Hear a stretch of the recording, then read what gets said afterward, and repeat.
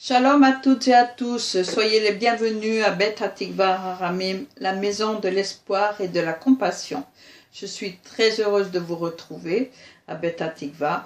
Je vous souhaite à tous de passer un bon moment avec nous et je vais dès à présent vous présenter d'abord devant le Seigneur et ensuite mon cher et tendre apôtre Patrick Dufresne qui vous apportera un message. Nous allons prier. Père éternel, toi, le Dieu d'Abraham, d'Isaac et de Jacob, sois le bienvenu. Prends toute la place, Seigneur. Que tout soit fait selon ta volonté et pour ta seule gloire. Seigneur, que ton serviteur soit effacé devant ta face, afin que tu prennes toute la place et que de par sa bouche tu parles. Que son enseignement qui va être diffusé apporte de la joie, apporte de réconfort et apporte la guérison aussi bien que la restauration pour tous ceux qui vont l'entendre. Sois béni au nom de Jésus-Christ de Nazareth, Yeshua Mashiach. Amen. Amen. À toi l'honneur. Alléluia, gloire à toi, Seigneur. Bon, le sujet que le Seigneur m'a mis sur le cœur, c'est un sujet vraiment actuel. Car je vois de plus en plus dans les églises un dérèglement. Je m'explique. Quand l'homme de Dieu prêche, il donne tout son option. Il mouille sa chemise, il nous donne tout. Et après, les abeilles que nous sommes s'empressent à butiner autour de lui, à le toucher, à le tutoyer. Il y a la familiarité. Alors le Seigneur m'a mis sur le cœur que Dieu est un Dieu d'ordre.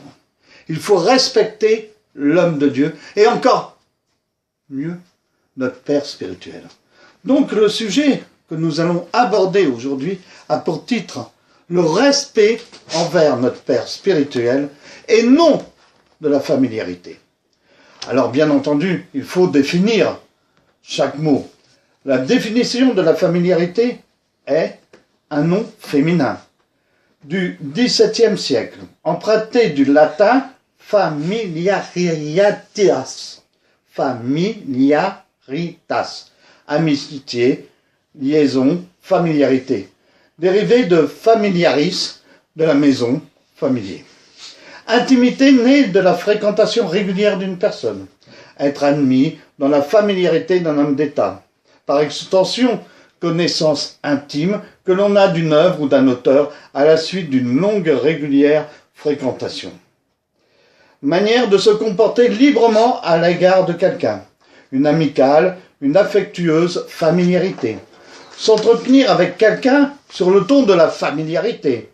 En user avec familiarité. Traiter quelqu'un avec une familiarité déplacée. Au pluriel, manière trop libre, au point de devenir inconvenante, prévôté, manque de regard, se permettre des familiarités envers quelqu'un, avoir de la familiarité envers une femme. Épargnez-moi vos familiarités, je vous en prie. Oui. Pour la petite anecdote, j'ai vu dernièrement un homme de Dieu, dont je tairai le mot, qui était dans le bureau d'un autre homme de Dieu. C'était l'invité. Et là, j'étais interpellé. Je le vois s'adresser à l'homme de Dieu qui l'a invité. Alors, comment tu vas? Il y avait du tu. Moi, je fais ceci, je fais cela. Ah, tu es d'accord, tu. Mais, pour qui il se prend? Pour qui il se prend pour être aussi familier avec celui qui l'a invité? Ça m'a littéralement choqué. Et maintenant, on va parler du respect. Le mot respect dérive du latin respectus et veut dire attention ou considération. D'après le trésor de la langue française informatisée, le respect est lié à la vénération, à l'obéissance envers quelqu'un. Le respect inclut soin, considération, déférence. D'autre part, traiter quelque chose ou quelqu'un avec respect a également à voir avec une certaine crainte et le souci. Par exemple, avec la mer, l'océan. On a le respect envers la mer, avec le respect. Pourquoi? Parce qu'elle risque d'être dangereuse. Le respect est une valeur qui permet à l'homme de pouvoir reconnaître, accepter, apprécier et mettre en valeur les qualités d'autrui et de ses droits. Pour ainsi dire, le respect est la reconnaissance de la valeur propre et des droits des individus et de la société. Un homme de Dieu, il a Dieu en lui. Si on craint Dieu, on craint l'homme de Dieu. Un homme de Dieu est toujours homme de Dieu. Qu'il soit à 50 ans, 60 ans, omnipotent, qu'il ne peut pas se déplacer, même aux toilettes, il restera toujours un homme de Dieu, ou moins de Dieu. Il faut respecter. Le respect ne se manifeste pas seulement par les attitudes des personnes ou des lois. Il s'exprime aussi envers l'autorité, à l'image des élèves par rapport à leurs professeurs, comme un père spirituel envers son fils spirituel. Les enfants par rapport à leurs parents. Le respect permet à la société de vivre en paix, au sein d'une convivialité saine, fondée sur des normes et des institutions.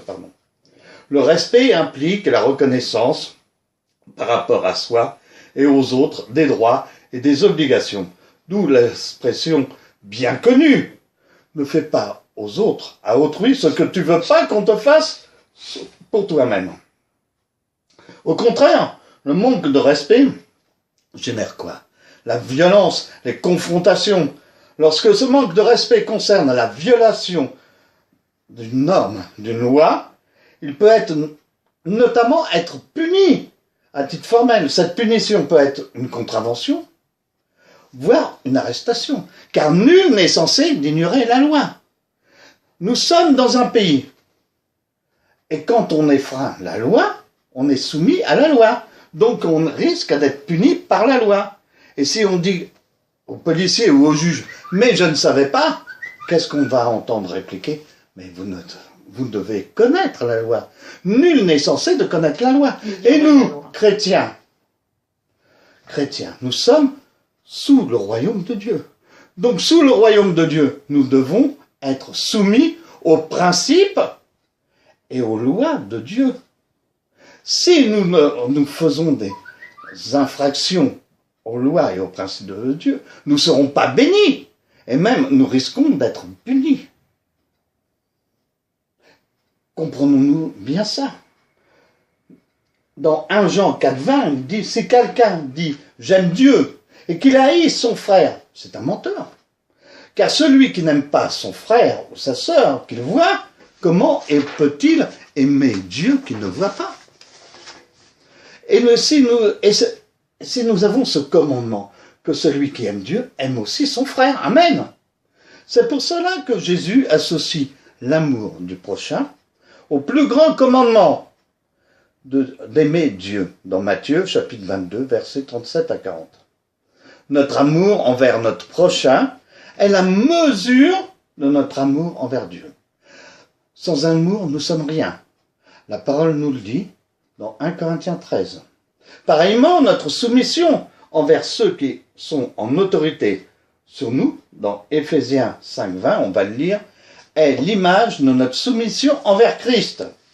Car c'est Christ qui habite dans nos hommes de Dieu et qui nous dirige à travers eux. On reprend cette phrase. Car c'est Christ qui habite où? Dans les hommes de Dieu et qui nous dirige à travers eux. Et Éphésiens chapitre 5 verset 20, il est dit, je lis la parole de Dieu avec respect. Rendez continuellement grâce à Dieu le Père pour toutes choses au nom de notre Seigneur Jésus-Christ. Amen. Amen. Si nous ne sommes pas soumis aux autorités visibles, c'est le signe que nous ne sommes pas soumis non plus à l'autorité invisible de Dieu sur notre vie. Et vous soumettant les uns aux autres dans la crainte de Christ. Voilà, amen. Nous pouvons donc évaluer notre soumission à Christ par notre soumission aux autorités qu'il a établies sur nous.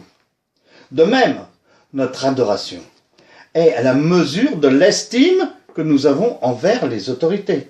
Parce que toute autorité est soumise, a été établie par Dieu. Dans Romains, chapitre 13, versets 1 et 2. Romains, chapitre 13, versets 1 et 2.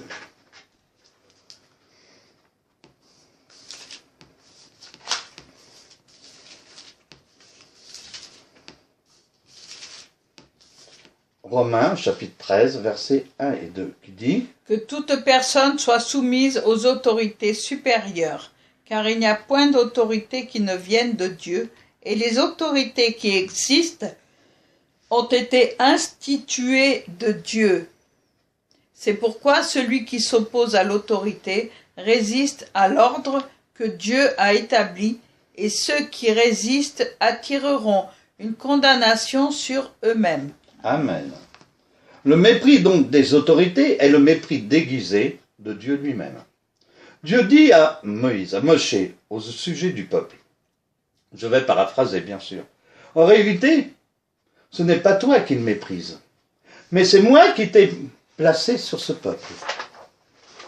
Celui qui méprise l'autorité parentale en désobéissant à ses parents, en se moquant d'eux, ou en le jugeant, méprise Dieu. Celui qui méprise l'autorité civile en l'abaissant devant les autres, méprise Dieu. Honore ton père et ta mère.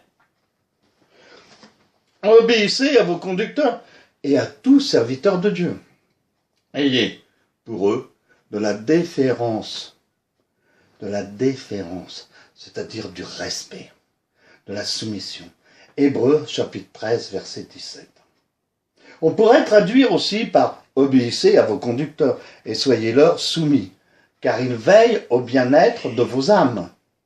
Un jour, ils en rendront compte. Ainsi, ils seront contents de le faire. Cela ne vous aidera-t-il pas qu'ils le fassent en pleurant? Obéissez à vos conducteurs et soyez-leur soumis. » Obéissance et soumission vont de pair. Soumission, c'est égal à l'humilité. L'un ne va pas sans l'autre. Ces mots sont des mots tabous dans notre société. Ah, la soumission, tout de suite, on se croit vraiment moins que rien, comme un chien. Mais c'est pas ça du tout. Dieu aime l'humilité. Il élève l'humilité. L'humilité précède la gloire, mais l'orgueil précède la chute. Ces mots sont des mots tabous, comme je viens de vous dire, dans notre monde, dans notre société. Et pourtant, l'ordre et l'unité sont impossibles sans elles. Mais qui sont ces fameux conducteurs, à qui nous devons obéissance et soumission? Mais bien sûr, il est intéressant de constater que le mot grec, traduit par conducteur, veut dire estimer. Et dans Hébreux 13, 17, qui nous concerne, c'est le verbe estimer sous sa forme de participe qui est employé. On pourrait traduire alors littéralement « obéissez à ceux qui sont estimés ». Ceux qui sont estimés sont ceux qui ont donné, à qui on donne le rôle crucial de direction de conducteur. On va lire d'ailleurs Hébreux 13, 17. Hébreux 13, 17.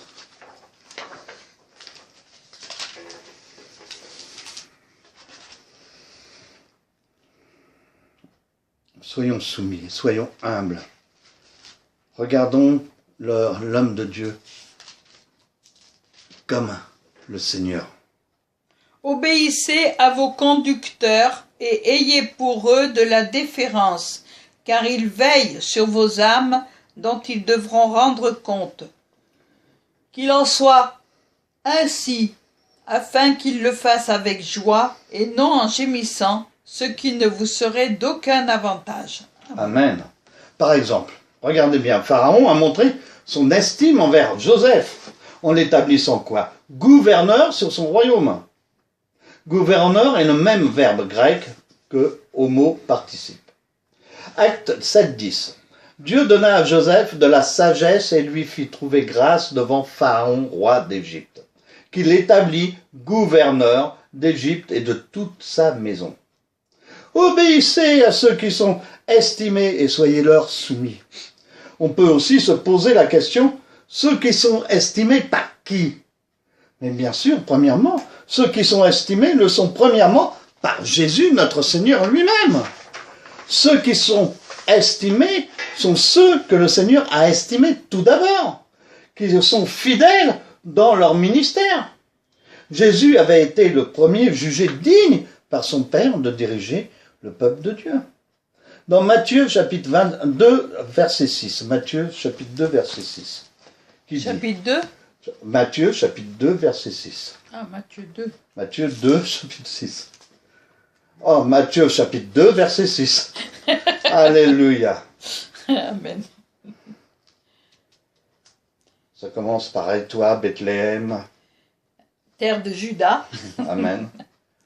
Tu n'es certes pas la moindre entre les principales villes de Juda, car de toi sortira un chef qui paîtra Israël, mon peuple. Amen. Amen.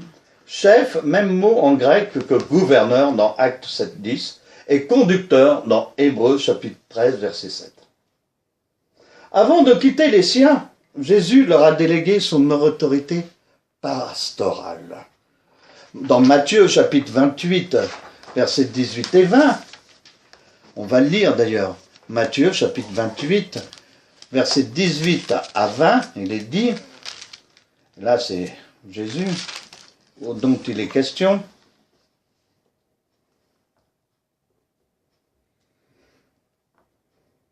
Jésus s'étant approché leur parla ainsi.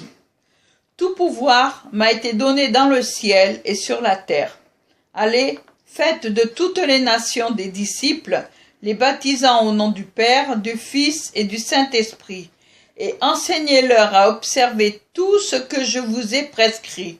Et voici, je suis avec vous tous les jours jusqu'à la fin du monde. Amen. Et là, on va préparer Éphésiens chapitre 4, versets 11 à 14.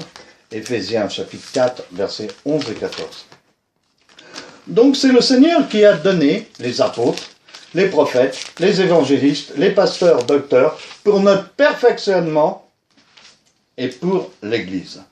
Il est dit dans Éphésiens chapitre 4, versets 11 à 14. Et il a donné les uns comme apôtres, les autres comme prophètes, les autres comme évangélistes, les autres comme pasteurs et docteurs, pour le perfectionnement des saints, en vue de l'œuvre du ministère et de l'édification du corps de Christ, jusqu'à ce que nous soyons tous parvenus à l'unité de la foi et de la connaissance du Fils de Dieu, à l'état d'homme fait, à la mesure de la stature parfaite de Christ. Jusqu'à quelle heure? 14. Ainsi, nous ne serons plus des enfants flottants et emportés à tout vent de doctrine par la tromperie des hommes, par leur ruse dans les moyens de séduction. À 14. Amen. Amen. Les pasteurs sont des cadeaux du Seigneur pour nous conduire à la stature parfaite de Christ. Paul dit dans 1 Timothée chapitre 1 verset 12 que c'est Jésus en personne qui estime la valeur du chrétien et qui juge s'il est digne ou non d'être établi dans un ministère. Dans 1 Timothée chapitre 1 verset 12, donc je vais le lire, « Je rends grâce à celui qui m'a fortifié, à Jésus-Christ notre Seigneur, de ce qu'il m'a jugé fidèle en m'établissant dans le ministère. Il m'a jugé fidèle, il m'a estimé fidèle. » C'est parce que Jésus estime grandement nos pasteurs qu'il leur a confié la mission la plus importante et des fois la plus ingrate, qui soit nous conduire vers Jésus. Deuxièmement, ceux qui sont estimés le sont aussi par les chrétiens. Ceux qui ont reçu l'estime de Jésus méritent aussi notre estime. Ils sont nos conducteurs. Ils exercent leur leadership dans le service, comme l'a enseigné Jésus-Christ, Yeshua Mashiach. C'est pourquoi ils méritent notre estime, non seulement par leur position d'autorité, mais aussi par leur dévouement pour notre édification. Luc chapitre 22, verset 26.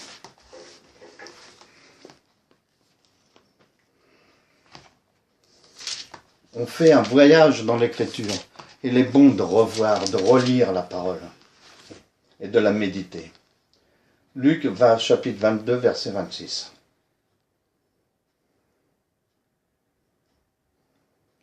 Qu'il n'en soit pas de même pour vous, mais que le plus grand parmi vous soit comme le plus petit, et celui qui gouverne comme celui qui sert. Amen. Nous sommes des serviteurs.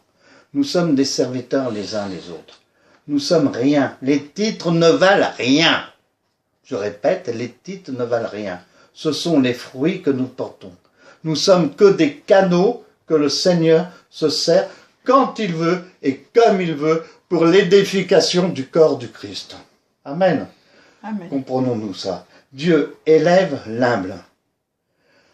L'humilité précède la gloire, mais l'orgueil précède la chute.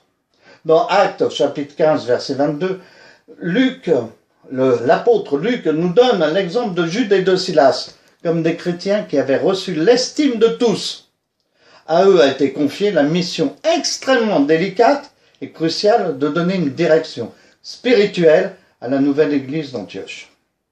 On va lire Actes, chapitre 15, verset 22, justement. On va voir qu'il a paru bon aux apôtres et aux anciens et à toute l'église de choisir parmi eux et d'envoyer à Antioche avec Paul, Barnabas, Jude, appelé Barsabas, et Silas, hommes considérés entre les frères. Ce qui veut dire homme considéré entre les frères, homme estimé entre les frères. Même mot en grec. Amen. Actes chapitre 15, verset 22. Alors il parut bon aux apôtres et aux anciens et à toute l'Église de choisir parmi eux et d'envoyer à Antioche avec Paul et Barnabas, Jude appelé Barsabas et Silas, hommes considérés entre les frères. Amen. Les conducteurs sont ceux qui donnent la direction et qui entraînent les autres à leur suite. Ce sont des leaders. Dieu a donné ce rôle aux pasteurs. Ils ont la charge de nous conduire vers la stature parfaite de Christ. Non seulement les pasteurs ont reçu une onction particulière du Seigneur pour nous diriger, pour nous enseigner, ils ont aussi étudié la parole plus que quiconque, plus que la plupart d'entre nous. Donc ils sont doublement équipés pour nous conduire dans le droit chemin. Ce n'est pas qu'il faut suivre aveuglement ce qu'ils enseignent. L'Église est appelée au discernement. On va lire d'ailleurs 1 Thessaloniciens, chapitre 5, versets 19 à 21. 1 Thessaloniciens, chapitre 5, versets 19 à 21.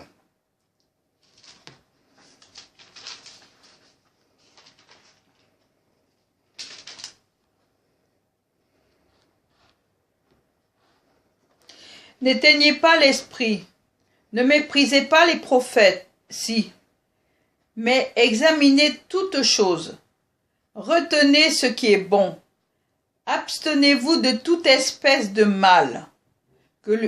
Jusqu'au verset 21. Amen. Mais c'est avec humilité qu'on doit apporter nos objections. Sinon, avec une attitude prête à être enseigné. Pasteur, homme de Dieu, je ne comprends pas. Pouvez-vous m'expliquer, me dire autrement pour que je comprenne mieux? Il mérite donc notre considération. Dans 1 Thessaloniciens qu'on vient de lire, 5.12, nous vous prions, frères, d'avoir de la considération pour ceux qui travaillent parmi vous, qui vous dirigent dans le Seigneur et qui vous exhortent. Dans 1 Thessaloniciens 5.13, il est dit, ayez pour eux beaucoup d'affection, priez pour eux à cause de leur œuvre. Soyez en paix entre vous. Ayez beaucoup d'affection. Oui, moi j'aime mon père spirituel et j'espère qu'il le sait. Le mot traduit aussi par beaucoup est un adverbe très rare qu'on retrouve aussi dans Éphésiens 3.20 et qui est traduit par infiniment au-delà. Oui, au-delà, car il faut prier pour nos hommes de Dieu. Ma bien-aimée et moi-même, ma chère et tendre épouse et moi-même, nous faisons que de prier pour notre Père spirituel. Car nous l'aimons. Nous voulons que le Seigneur le protège. Nous voulons que les saints anges l'entourent pour que rien ne lui arrive. Amen. Amen. Paul est en train de dire aux Thessaloniciens, sur le plan d'amour, estimez vos pasteurs plus haut point à cause de l'œuvre qu'ils accomplissent parmi vous. Il n'y a pas de plus grand amour que de donner sa vie pour son frère ou sa sœur. Oui, c'est le Seigneur qui le dit. Dans Hébreux 13.7, il est dit « Obéissez à vos conducteurs et soyez leur soumis, car il veille au bien-être de vos âmes. Prenez garde et veillez et priez, car vous ne savez pas quand ce temps viendra. Marc 13, 33. Veillez et priez en tout temps, afin que vous ayez la force d'échapper à toutes ces choses qui arriveront et de paraître irréprochable, debout devant le Fils de l'homme. Luc 21, 36. Faites en tout temps par l'Esprit toutes sortes de prières et de supplications. Veillez à cela avec une entière persévérance et priez pour tous les saints. Amen. Éphésiens 6, 18. Veiller, c'est le contraire de dormir, de rester sous sa couette bien au chaud. L'absence de sommeil est un moment favorable pour prier.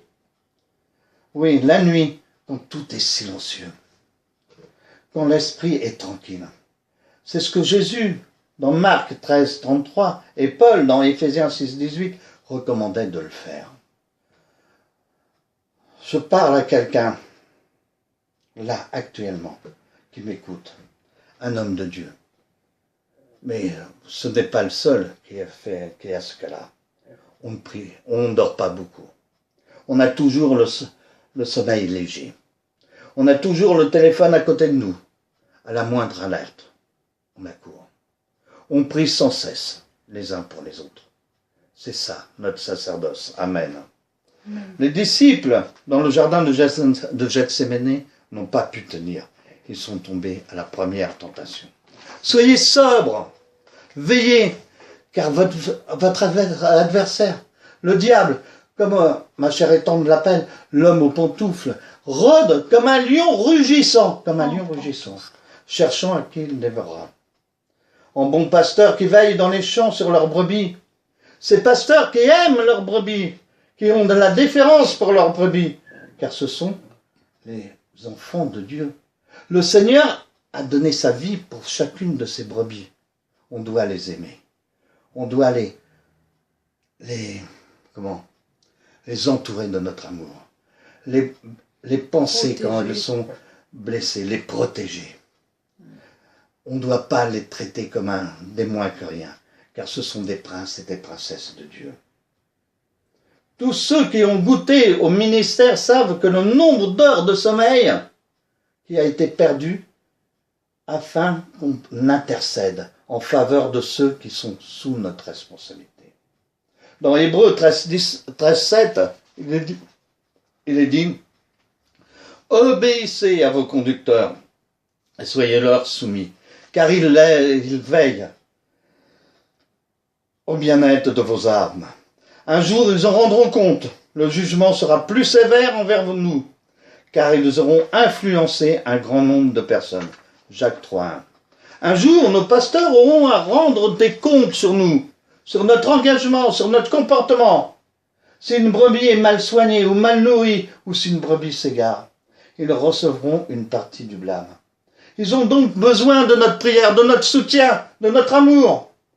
C'est le meilleur service que nous pouvons leur rendre. C'est la meilleure manière de leur remettre en retour un peu de ce qu'ils ont investi en nous.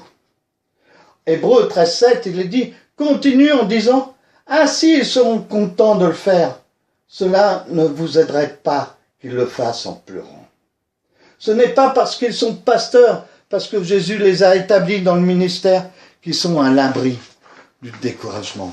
Combien d'hommes de Dieu, et ma chère et tendre peut en témoigner, me téléphonent, me joignent sur Facebook, inbox, en disant « Je n'en peux plus, j'en ai marre, priez pour moi ». Encore un témoignage qui est très présent en mon esprit. Il y a un homme de Dieu, dont je tairai le nom, qui a été dans un très grand rassemblement. Il a reçu une très belle prophétie en disant « Oh, homme de Dieu, je te vois un grand ministère. Tu auras la plus grande église. Tu seras loin, tu iras par le monde. » Mais il était découragé, il était fatigué. Et même pas 2 mois après, il a remis les clés de l'église à son beau-fils. Malheureusement, son beau-fils n'était pas loin comme pasteur. Oui, c'est grave, c'est très grave. Oui, un homme de Dieu peut se décourager. Il n'y a pas grand-chose de plus décourageant que de voir ceux qui ont la responsabilité faire preuve d'ingratitude et d'insoumission. Les parents qui ont des enfants comprendront cela. C'est la même chose pour les pasteurs quand ils voient leurs brebis résister, rejeter leur enseignement, tempester contre leur autorité, les bafouer, les critiquer. Il y en a sûrement plusieurs qui ont lâché le ministère à cause de cela. Les pasteurs sont rares. Pourquoi? Le champ est vaste, mais il y a peu d'ouvriers. Ici, nous sommes bénis de ce côté-là. Arrangeons-nous pour que cela continue comme cela.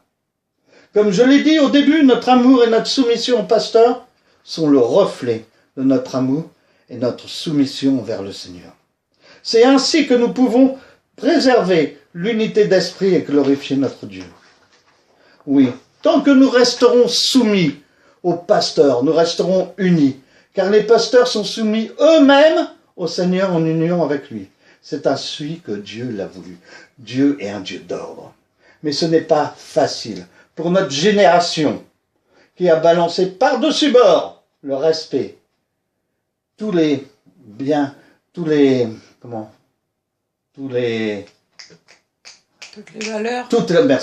valeurs qu'il y a, ils les ont balancées par-dessus. L'autorité parentale, civile et religieuse. Nous devons aller à contre-courant et aller contre notre nature individualiste. Restons dans un esprit de soumission aux autorités que Dieu a établies sur nous. C'est ainsi que Dieu sera glorifié. Dans Éphésiens 2:3, ne faites rien par esprit de parti ou par vaine gloire, mais par humilité, mais que l'humilité, vous fasse regarder les autres comme supérieurs à de vous-même. Regardez votre frère, votre sœur supérieur à vous-même. Oui, regardez-le, car il vous apprendra beaucoup de choses sur sa vie. Il a un passé, il a un vécu. Il a passé par des choses que vous n'avez pas passées, et ça peut vous être utile. C'est seulement par humilité que nous devons regarder les autres. Estimer les autres plus que nous-mêmes. Faisons confiance au Saint-Esprit pour nous équiper pour l'œuvre qu'il place devant nous. Faisons confiance au Saint-Esprit pour équiper spécialement nos pasteurs, nos hommes de Dieu, nos pères spirituels, en leur accordant le discernement des esprits. Car l'ennemi essaiera sûrement de faire tout ce qu'il peut pour discréditer leur ministère. Préparons-nous dans une attitude de soumission, dans l'amour pour accueillir l'effusion du Saint-Esprit quand elle se présentera. Amen, amen, au nom amen. Que l'enseignement que j'ai eu, l'humilité et l'honneur de vous transmettre, de vous donner, méditez-la et soyez, je vous en prie, soumis aux pères spirituels et aux hommes de Dieu que le Seigneur vous a donnés. Amen, et au plaisir de vous retrouver. Alléluia, que le Seigneur vous bénisse pleinement.